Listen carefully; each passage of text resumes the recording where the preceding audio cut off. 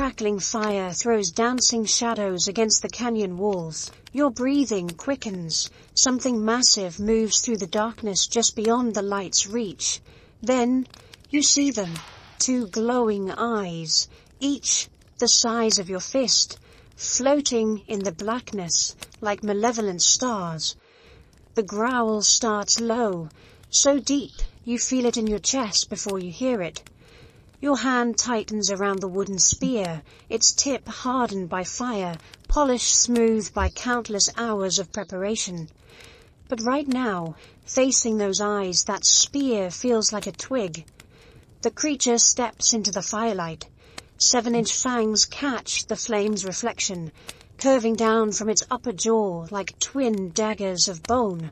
Muscles ripple beneath tawny fur as it moves with terrifying grace. This is Smilodon fatalis, the saber-toothed cat. 600 pounds of evolutionary perfection designed for one purpose: killing. Your band of 20 souls freezes. Children whimper. Even the bravest hunters feel their hearts hammering. This predator has stalked your kind for generations, turning the night into a realm of terror. One swipe of those massive paws can shatter bones. Those saber teeth can puncture a bison's throat in seconds. But something remarkable happens next. Instead of scattering in panic, your group moves with practiced precision. The strongest hunters step forward, spears angled outward. Others grab burning branches from the fire. Children and elders move to the center. This isn't chaos. It's choreography, refined through countless encounters. The saber-tooth circles, calculating, its nostrils flare, taking in the scent of 20 humans acting as one. The wall of spear points tracks its movement. Flames wave in its face whenever it ventures too close. For a moment that stretches like eternity, predator and prey lock eyes. But who's really the prey here? The cat snarls, displaying those terrible teeth one final time. Then it melts back into darkness, yielding to an opponent it cannot understand: organized human intelligence. You've just witnessed something extraordinary. Not a human running from a predator, but a predator retreating from humans. This scene played out 15,000 years ago in what's now California, represents humanity's greatest survival story. How did small, weak humans not just survive, but ultimately outlast Earth's most fearsome predators? The answer lies not in our muscles or teeth, but in something far more powerful: our minds. Imagine a lion. Now give it teeth like curved railroad spikes. Bulk up its front legs until they look like a wrestler's arms. Add specialized neck muscles thick as tree trunks. Congratulations, you've just built a saber-toothed cat. But these weren't the clumsy, dim-witted brutes Hollywood portrays. Smilodon was an engineering marvel, perfected over millions of years of evolution. Those famous fangs, they were precision instruments, not crude clubs. The tips were sharp as surgical scalpels, the edges serrated like steak knives. They slid between neck vertebrae with surgical precision, severing arteries and windpipes in one devastating bite. Here's what made them truly terrifying. Smilodon could open its jaws 110 degrees. A modern lion manages 65 degrees. Picture unhinging your jaw like a snake. That's what these cats could do. This wasn't showing off. It was necessary to clear those massive fangs for the killing bite. North America hosted 3 distinct species, each more fearsome than the last. Smilodon gracilis, the delicate one, still weighed 360 pounds, heavier than most modern lions. Smilodon fatalis, our California resident, averaged 600 pounds of muscle and bone. But South America's Smilodon populator was the heavyweight champion. Some males topped 900 pounds, standing 4 feet tall at the shoulder. That's bigger than the largest tigers alive today. These cats weren't built for marathons. They were ambush specialists, waiting in tall grass or behind rocks for unsuspecting prey. When they struck hard. Those massive forelegs weren't just for show. They were grappling tools, designed to wrestle prey to the ground. Once those arms locked around you, escape was nearly impossible. Recent fossil analysis reveals something else. These predators were smart. Brain cavity measurements show larger frontal lobes than modern big cats, suggesting enhanced problem-solving abilities. They hunted in small family groups, coordinating attacks on massive prey like ground sloths and young mammoths. But here's the plot twist that changes everything. Their greatest strength was also their greatest weakness. Those spectacular fangs that made them apex predators, they were fragile. One bad angle during a strike, one kick from desperate prey, and those sabers could snap like icicles. A saber-tooth with broken fangs was a dead saber-tooth. This vulnerability would prove crucial when they encountered an opponent that fought back with intelligence rather than instinct. Us. Let's be honest about our ancestors' chances in a straight fight with a saber-toothed cat. 0. Absolutely 0. A 150-pound human versus a 600-pound killing machine isn't a fight. It's a physics equation with a predictable outcome. Smilodon's paw swipe generated enough force to crack a bison's skull. Its bite, while weaker than a lion's in raw pressure, delivered those saber teeth with the precision of twin surgical strikes. Our ancestors had, what, exactly? No claws. Pathetic teeth. Muscles that would make a chimp laugh. The physical mismatch was almost comical. Smilodon could accelerate from rest to 30 miles per hour in 3 bounds. Humans were built for endurance, not speed. Our top sprint barely matches their casual lope. In terms of natural weapons, we came to a knife fight armed with, well, nothing. But evolution plays a long game, and it had given humans something unprecedented in Earth's history. A brain that could outthink instinct. Consider the math of survival. A saber-toothed cat needed to get within striking distance, about 10 feet, to deploy those deadly fangs. But a human with a spear effectively extended their reach to 8 feet. Add the ability to throw that spear accurately, and suddenly the killing zone shifted. The predator had to cross 20 feet of dangerous ground to reach its prey. More importantly, humans didn't fight as individuals. We fought as coordinated groups. 20 humans with spears created a 160-foot perimeter of sharp points. That's not a target. That's a tactical problem no amount of muscle can solve. The cognitive gap was even more decisive. Smilodon operated on instinct refined over millions of years. See prey, stalk prey, kill prey. Humans operated on intelligence that could adapt in real time. See predator, analyze behavior, develop counter-strategy, teach others, refine approach. Here's what really tipped the scales. We could learn from every encounter. A saber-tooth that failed to catch prey simply tried again using the same tactics. A human who survived an attack shared that knowledge with others who improved upon it and passed it forward. Each generation got smarter about predator behavior while the predators remained locked in their evolutionary programming. This mismatch, physical weakness paired with cognitive superiority, forced our ancestors to develop something unprecedented in nature, technology as a survival strategy. And it started with humanity's first and greatest invention. Picture the moment everything changed. Somewhere in Africa, 400,000 years ago, one of our ancestors didn't run from a wildfire. They carried it home. That single act of courage rewrote the rules of predator and prey forever. Fire didn't just cook food or provide warmth. It created humanity's first force field against the terrors of the night, For millions of years, darkness belonged to the predators. Saber-toothed cats, with eyes designed for low-light hunting, owned the night. Then suddenly, desperately, magnificently, humans said no.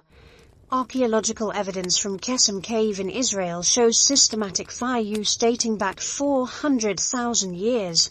But here's what the charred remains don't capture: the psychological revolution fire created. For the first time in Earth's history, a prey species could extend daylight into darkness, creating zones of safety that predators dared not breach. The chemistry is simple. Every child who's watched a campfire knows flames are mesmerizing, but for a night-hunting predator, fire was sensory overload. The crackling sounds masked approaching footsteps. Smoke confused their incredible sense of smell.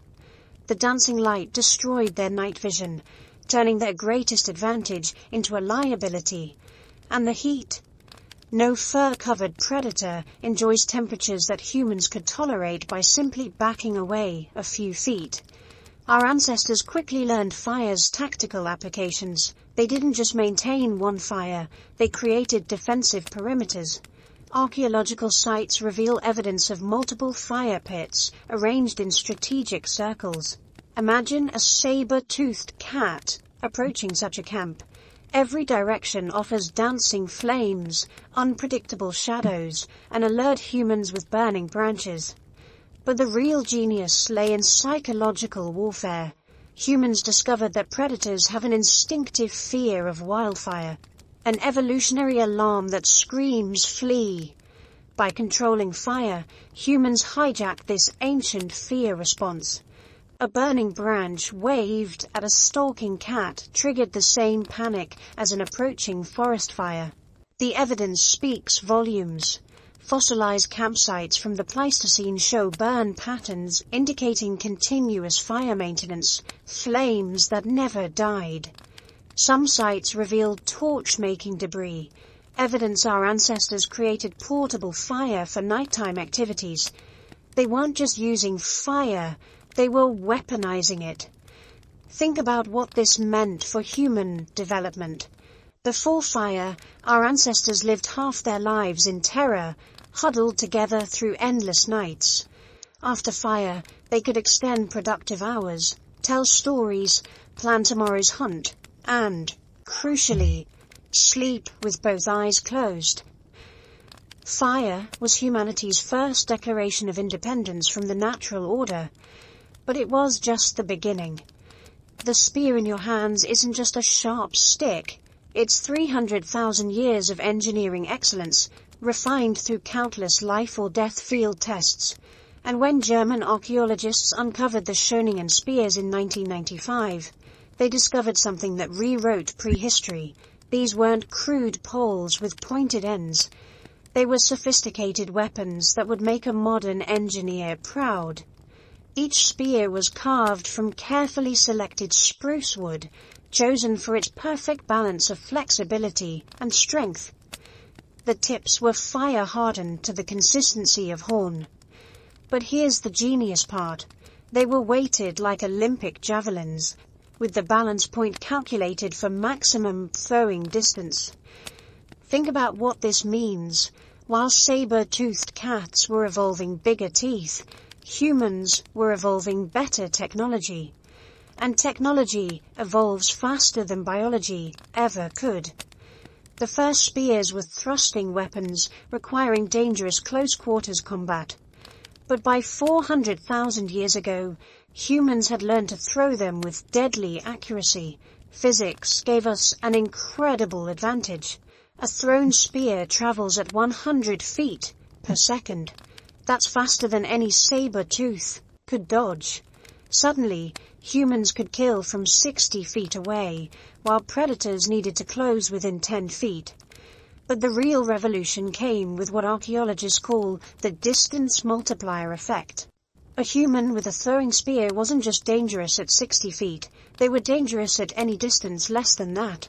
A stalking saber-tooth had to calculate not just where the human was, but where they could move and still launch a lethal strike. The archaeological record reveals continuous innovation. By 30,000 years ago, humans invented the atlatl, a spear thrower that increased velocity by 60% and range by 100%. Later came specialized point designs, wide blades for maximum bleeding, narrow points for penetrating thick hide, barbed designs that stayed in the wound. Here's what made human weapons truly terrifying to predators. They learned. Every failed hunt, every broken spear, every successful defense taught lessons that improved the next generation of weapons. Smilodon's fangs remained unchanged for millions of years. Human spears improved every century. The evidence from kill sites is revealing. Mammoth skeletons pierced by multiple spears show coordinated hunting strategies. But defensive weapons left different marks. Single, precisely placed wounds in predator bones, suggesting calculated self-defense rather than hunting. These weapons did more than protect. They changed human psychology. A human with a spear walks differently than one without. They stand taller, range farther, take calculated risks. They stop thinking like prey and start thinking like predators. And once humans started thinking like predators, the real game began. A lone human encountering a saber-toothed cat was a meal. 20 humans working together. That was an army, and this transformation from individual weakness to collective strength represents one of evolution's greatest success stories. Watch a modern wolfpack hunt, and you'll see sophisticated coordination. But human cooperation went beyond anything nature had produced. We didn't just hunt together, we thought together, creating a collective intelligence that no single predator could match. The evidence comes from Pleistocene campsites across the Americas. Living floors show specialized activity areas. Tool making here, food preparation there, defensive positions along the perimeter. This wasn't random clustering, it was urban planning, prehistoric style. Every member had a role, every role had a purpose, and every purpose served survival. Here's what made human groups terrifying to predators. Unpredictability. A saber-tooth could learn that a lone antelope runs left when startled. But humans, one might throw a spear while another waves fire. A third might scream to distract while others attack from behind. We were the first species to weaponize chaos as a defensive strategy. Archaeological evidence reveals sophisticated communication systems. Cut marks on bones show standardized butchering techniques taught across generations. Tool styles spread across vast distances, proving information networks that spanned continents. When one group discovered a new anti-predator tactic, that knowledge spread like wildfire. The math of group defense was compelling. A single human might spot a stalking predator 30% of the time, but 20 humans with designated lookouts. The detection rate approached 100%. Add children's sharp eyes and elders' experience, and you had a surveillance system that never slept. But the real advantage was psychological. Predators are risk calculators, hardwired to avoid injury. A broken bone means starvation. Facing a coordinated group with spears and fire, even a successful attack might result in crippling wounds. For a solitary hunter like Smilodon, those odds simply didn't compute. We see this in the fossil record. Smilodon bones from areas of high human density show fewer healing injuries, suggesting they avoided dangerous confrontations. Meanwhile, human sites show increasing boldness, with camps in open areas rather than defensive caves. The transformation was complete. Through cooperation, the weakest individuals in the Pleistocene became its most formidable collective force. But strength alone wasn't enough. To truly dominate, humans needed to get inside their enemy's head. Your life depends on knowing the difference between a rustle caused by wind and one caused by a stalking cat. Our ancestors didn't just learn this difference, they became the world's first animal behaviorists, studying predators with scientific precision born of necessity. Modern wildlife biologists use GPS collars and infrared cameras. Pleistocene humans use something far more powerful, thousands of years of accumulated observation. They knew that saber-tooths hunted at dawn and dusk when shadows provided cover. They recognized territorial markings and learned to read them like street signs. Danger. Active female with cubs. But our ancestors went beyond observation. They conducted experiments. Archaeological sites reveal predator tests, arrangements of bones and scent marks designed to gauge territory boundaries. They learned that saber-tooths avoided areas with human scent for days after encounters. This intelligence became tactical advantage. The real breakthrough was understanding predator psychology. Saber-tooths, despite their fearsome appearance, were fundamentally conservative hunters. Those massive fangs were fragile. One break meant death by starvation. This made them cautious, preferring guaranteed kills over risky confrontations. Humans exploited this caution mercilessly. They learned that noise and unpredictable movement triggered retreat. They discovered that saber-tooths avoided areas where pack members had been killed, possibly recognizing danger through scent markers. Most importantly, they realized that predators have comfort zones. Push them outside those zones, and they retreat rather than attack. The evidence appears in settlement patterns. Early sites huddle in defensible positions.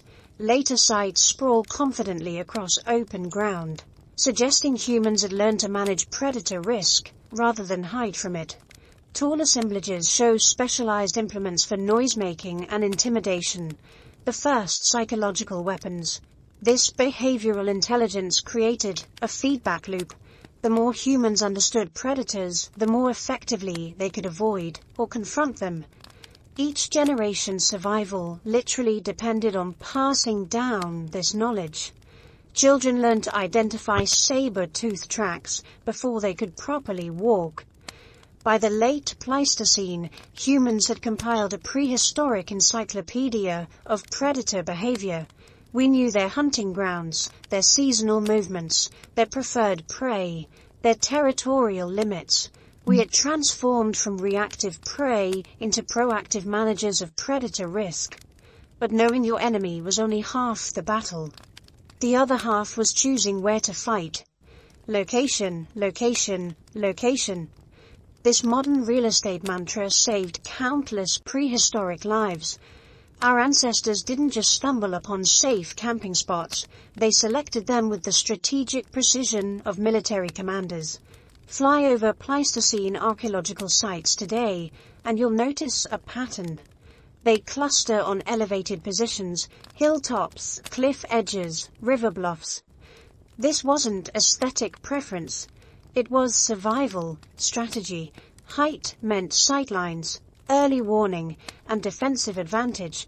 A saber-tooth might be invisible in tall grass, but not when you're looking down from 50 feet up. The genius lay in the details.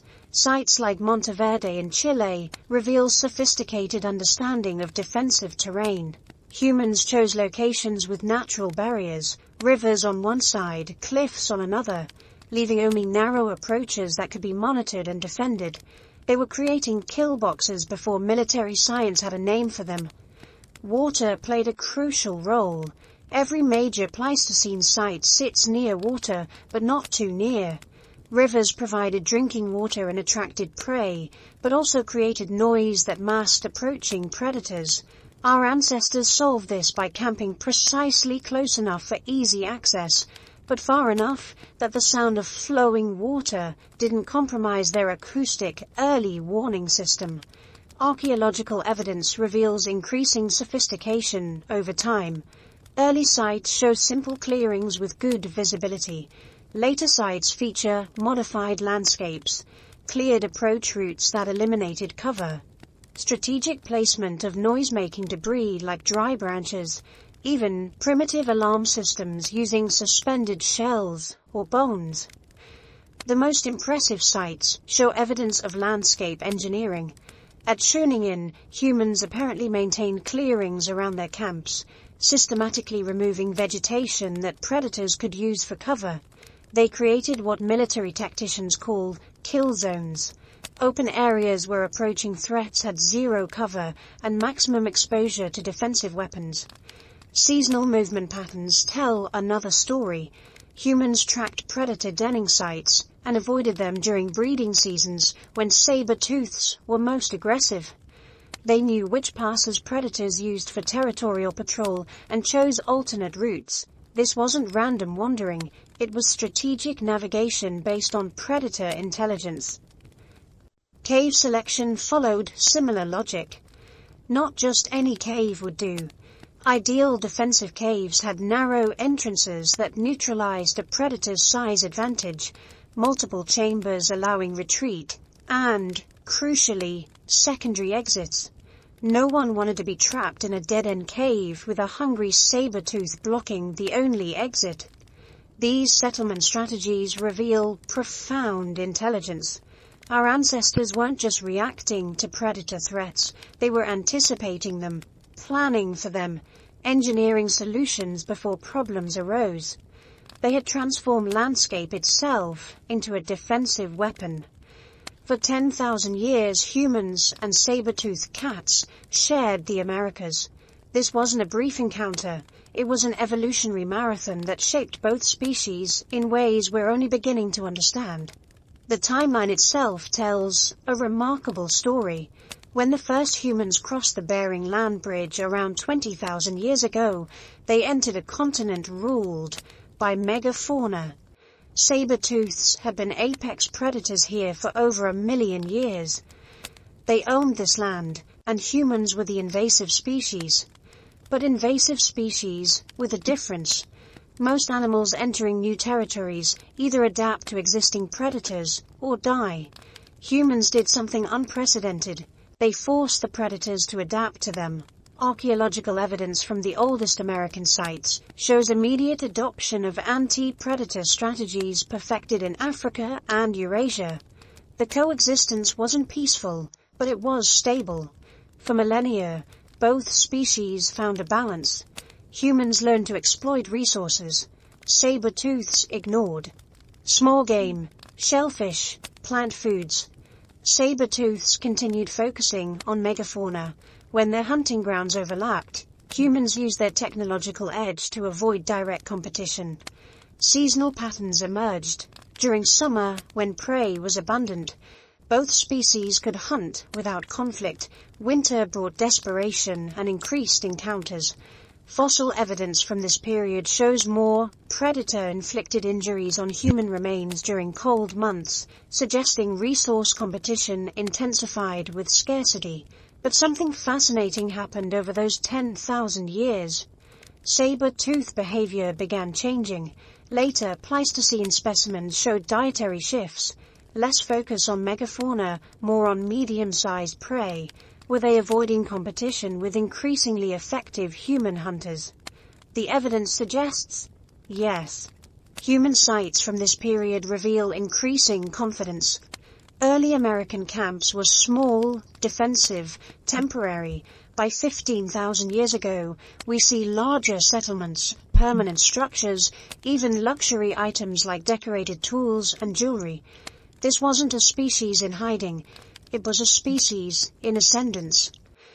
The relationship complexity appears in rock art. Cave paintings from this period sometimes depict saber-tooths, but not always as monsters. Some images suggest respect, even reverence.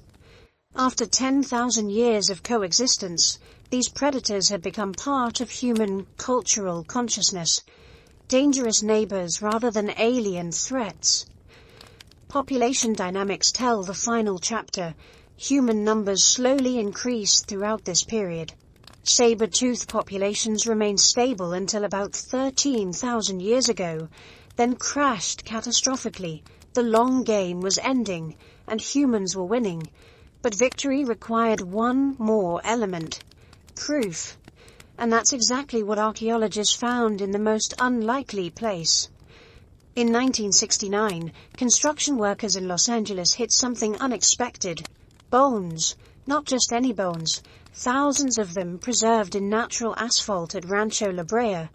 Among them was saber-toothed cats, and, crucially, evidence of human activity that would revolutionize our understanding of predator-prey relationships.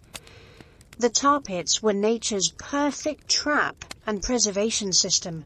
Animals stuck in the asphalt attracted predators who also became trapped. Over millennia, this created the world's most complete record of Pleistocene life. But it wasn't until recent technological advances that scientists discovered the human signatures hidden in these bones. Enter the age of 3D scanning and artificial intelligence. Researchers trained machine learning algorithms to recognize cut marks on bones with 94% accuracy. The V-shaped grooves, internal striations, and oblique angles were unmistakably human-made, and they appeared on saber-tooth bones dated to 15,200 years ago. These weren't random marks. The patterns showed systematic butchering, humans processing saber-tooth carcasses for meat, hide, and possibly ceremonial purposes. This reversed everything we thought we knew. Humans weren't just defending against these predators, they were hunting them. But the evidence goes deeper. Isotope analysis of human remains from the same period reveals dietary signatures. The ratios of carbon and nitrogen tell us what percentage of diet came from different sources. Some individuals show markers consistent with consuming carnivore meat, a dangerous practice unless you're confident in your hunting abilities. Geographic distribution patterns provide another clue. Saber-tooth fossils from areas of high human density show different mortality patterns than those from human-free zones. In human-occupied territories, fewer saber-tooths reached old age. Juvenile mortality increased. These patterns mirror what we see in modern ecosystems where humans hunt apex predators. The timeline of extinction is perhaps most telling. Saber-tooths didn't disappear everywhere at once. They vanished first from areas of highest human density, lingering in remote regions for thousands of years longer. In North America, they were gone by 13,000 years ago. In South America's remote areas, they survived until 8,200 years ago. Site-specific evidence adds detail to the story. At Cueva del Milodon, in Chile, saber-tooth remains appear in the same layers as sophisticated human tools. At Monteverde, cut marks on megafauna bones show humans were competing directly for the same prey saber-tooths needed to survive. The bones tell a clear story. Humans didn't just defend against saber-toothed cats. They systematically outcompeted, occasionally hunted, and ultimately outlasted Earth's most specialized killing machines. The evidence was there all along, written in stone and bone, waiting for science to develop the tools to read it. The moment arrived when humans stopped running and started hunting.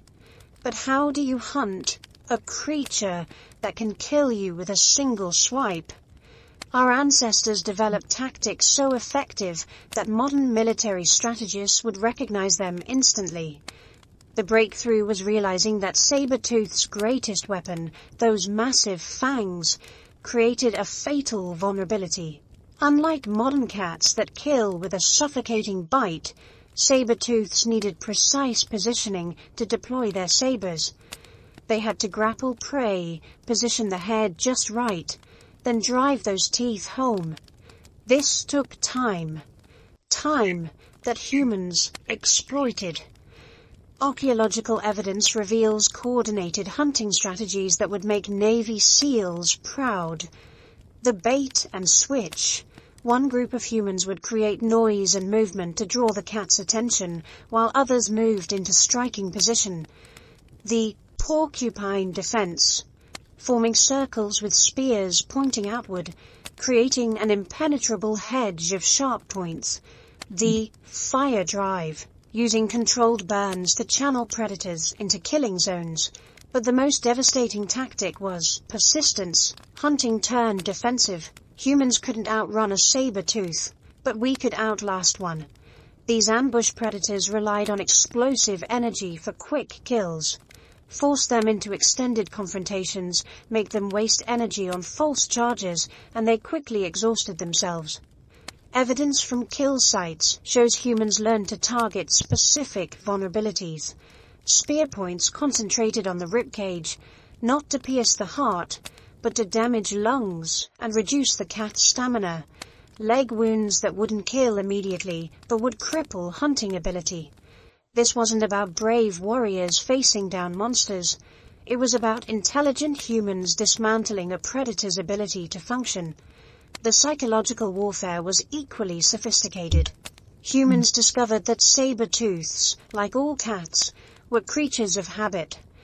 Disrupt their routines, contaminate their marking sites, leave human scent on their regular paths, and you created stressed, mistake-prone predators. A nervous saber-tooth was a vulnerable saber-tooth. Tool specialization reveals tactical evolution. Early Pleistocene sites showed general-purpose spears. Later sites feature specialized weapons, heavy thrusting spears for defensive lines, light throwing spears for distance attacks, barbed points designed to break off in wounds. Some sites even show primitive pike formations, long spears designed to receive charging predators. The final evolution was from defense to offense. By 15,000 years ago, we see evidence of humans actively hunting saber-tooths. Not for food, carnivore meat is stringy and parasitic for removal. These were search and destroy missions aimed at clearing territories of dangerous predators. Not all saber-tooths were created equal. Our ancestors faced 3 distinct species, each requiring different survival strategies. Understanding these differences meant the difference between life and death. Smilodon gracilis was the welterweight, only 360 pounds of muscle and fang, but don't let the name fool you. Gracilis was faster than its larger cousins, more agile, possibly more intelligent. Fossil evidence suggests they hunted in larger groups, making them unpredictable and dangerous. Humans encountering gracilis had to worry not just about the cat they could see, but the ones they couldn't. Enter Smilodon fatalis, the iconic saber-tooth of North America. At 600 pounds, it was the perfect predator for taking down horses, bison, and ground sloths. But that size came with limitations. Fatalis needed specific hunting conditions, broken terrain for ambush, large prey for energy efficiency, and solo hunting territories. Humans learned to avoid these kill boxes or transform them through fire and clearing. Then there was the monster. Smilodon populator of South America grew 50% larger than its North American cousin. Some males reached 900 pounds. Imagine a grizzly bear with saber teeth, but bigger isn't always better. These giants were so specialized for megafauna that they struggled when prey became scarce. Their size made them easier to track, slower to maneuver, more vulnerable to coordinated human attacks. The archaeological record reveals region-specific human adaptations. North American sites show defensive structures designed for medium-sized predators. Fatalis territory, South American sites feature more robust defenses, higher settlements, and evidence of larger hunting parties. Humans weren't using one-size-fits-all strategies. They were adapting to local threats. Temporal patterns are equally revealing. Gracilis disappeared first, around 500,000 years ago, outcompeted by its larger relatives. This meant early humans faced an evolving threat, each new species bigger and more specialized than the last. But humans evolved faster, culturally speaking, developing new tactics for each new threat. The real game changer was when humans learned to exploit interspecies competition. Fatalis and populator had overlapping ranges in Central America, Territorial disputes between saber-toothed species created opportunities. Humans could avoid areas of conflict or scavenge casualties from these titanic battles.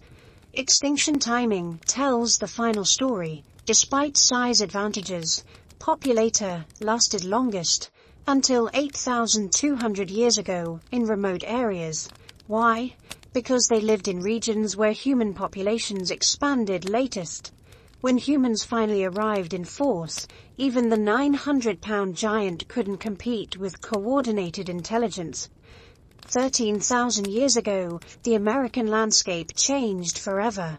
Within a geological heartbeat, maybe 1,000 years, the mighty saber-toothed cats vanished. What force could erase predators that had ruled for millions of years? Look in the mirror. The extinction wasn't subtle, it was catastrophic. At Rancho La Brea, the fossil record shows saber-tooths numerous until about 13,000 years ago, then nothing.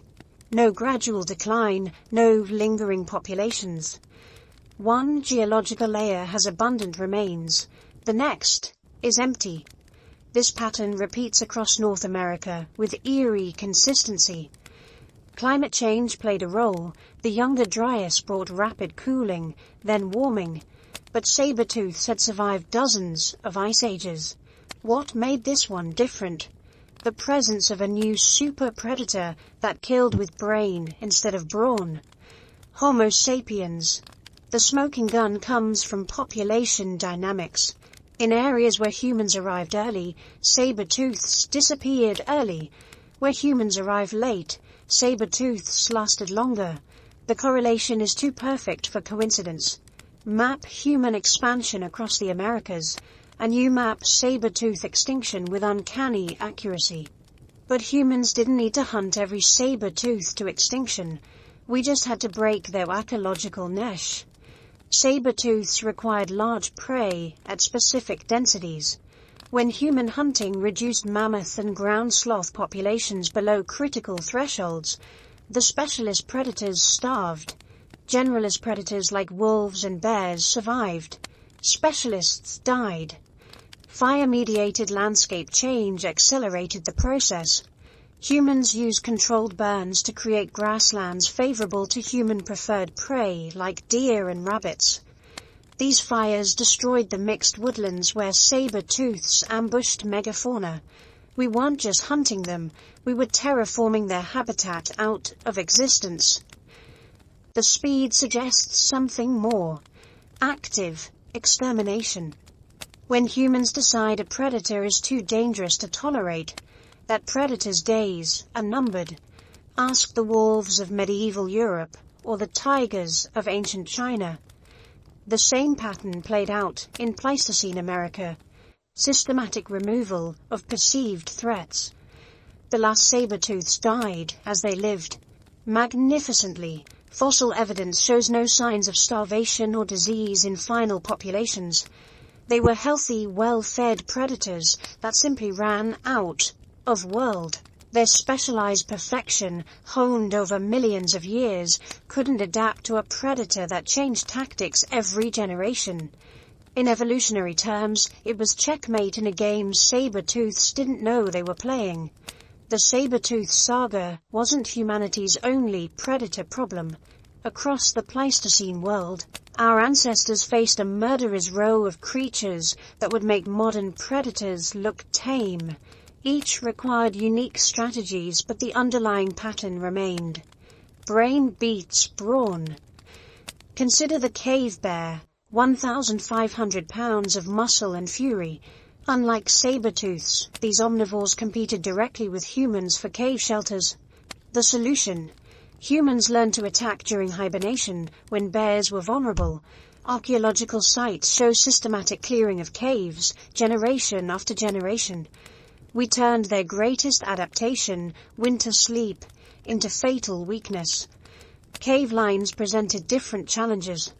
These pack hunters were faster than saber-tooths, smarter, more adaptable. But they had one weakness: extreme territoriality. Humans learned to exploit territorial boundaries, moving through seams where different prides intersected. When forced to fight, humans use the same coordinated spear tactics that worked on saber-tooths, but with larger groups. The short-faced bear was North America's nightmare, 12 feet tall, standing upright, able to run 40 miles per hour. These 800-pound sprinters made saber-tooths look manageable. Human response: complete avoidance. Settlement patterns show humans simply didn't establish camps in short-faced bear territories until after their extinction.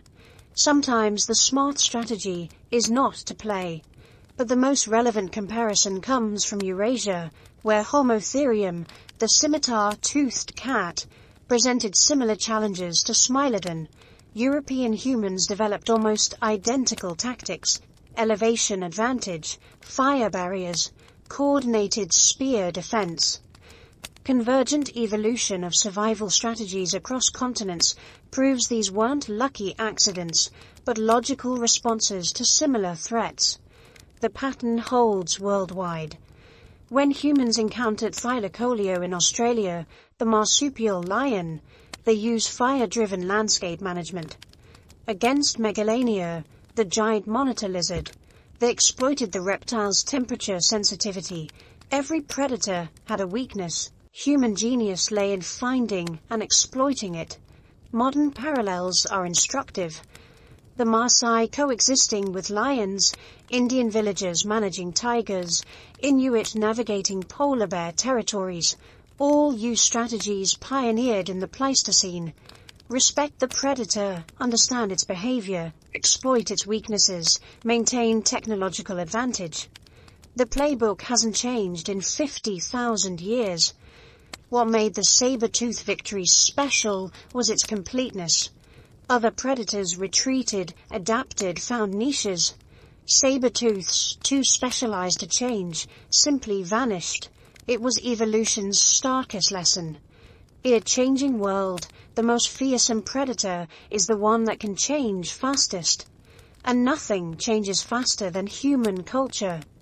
Stand in Los Angeles today, surrounded by freeways and skyscrapers, and it's hard to imagine saber-toothed cats stalking these grounds. But beneath the concrete lies proof, millions of bones testifying to an epic struggle our ancestors won through intelligence, cooperation, and relentless innovation. The victory wasn't inevitable. For every human who survived a saber-tooth encounter, others didn't. Their sacrifice taught lessons written in the DNA of survivors. We are here because our ancestors were smart enough to turn weakness into strength, fear into strategy, individual vulnerability into collective power. Consider what this victory required. Not just courage. Any animal can be brave when cornered. It demanded something unprecedented in nature, the ability to think beyond the moment.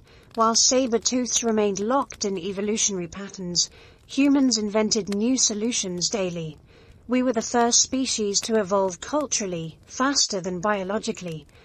The tools of victory seem almost absurdly simple now. Fire, just oxidation. Spears, just pointed sticks. Group coordination, just communication. But combining these simple elements created something that transcended their parts. Technology. Not single inventions, but systems of innovation that built on each other exponentially. This ancient triumph echoes through history.